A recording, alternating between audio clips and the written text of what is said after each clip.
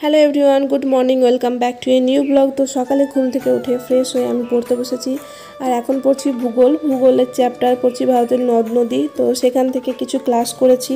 তো 4টে মতো ক্লাস করেছি। সেখান থেকে দক্ষিণ ভারতের নদ নদী, যেটাতে পূর্ব বাহিনী পশ্চিম বাহিনী নদী ছিল, তো সেগুলো কমপ্লিট করেছি। ব্রহ্মপুত্র নদ, তো 3-4টে ক্লাস আমি কমপ্লিট করেছি।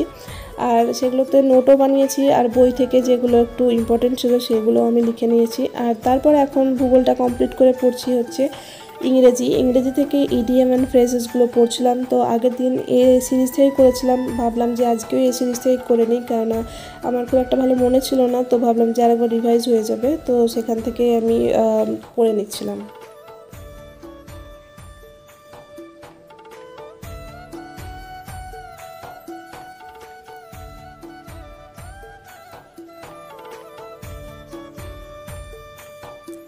তারপর আমি একটা মাসিক পত্রিকা কিনে নিয়ে এসেছিলাম, যুবকৃষ্টি, যেটা আমি আর একবারও দেখিয়েছিলাম তোমাদের। তো এখান থেকে অনেক ইনফরমেশান পাওয়া যায়। তো ভাবলাম যে এখানে যে কারেন্ট অ্যাফেয়ার্সগুলো দেওয়া আছে প্রথমেই সেইগুলো পড়ে নিই।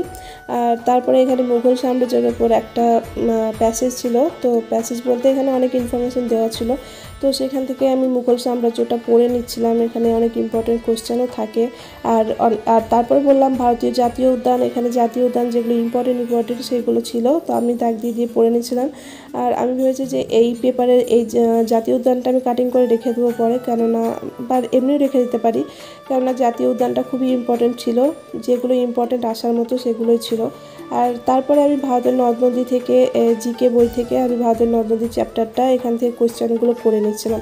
আর আমি দাগ দিয়ে দিয়ে পড়িনি, কারণ হচ্ছে এখান থেকে আমি কোনগুলো পাচ্ছি কি পাচ্ছি না, তো সেটাতে আমার সুবিধা হয়, তার জন্য আমি অপশানগুলোতে টিক দিই না। তো আজকের ভিডিও এই পর্যন্তই ছিল। যদি তোমাদের ইউজফুল বলে মনে হয় বা ভালো লাগে, তো প্লিজ চ্যানেলটা সাবস্ক্রাইব করে দিও।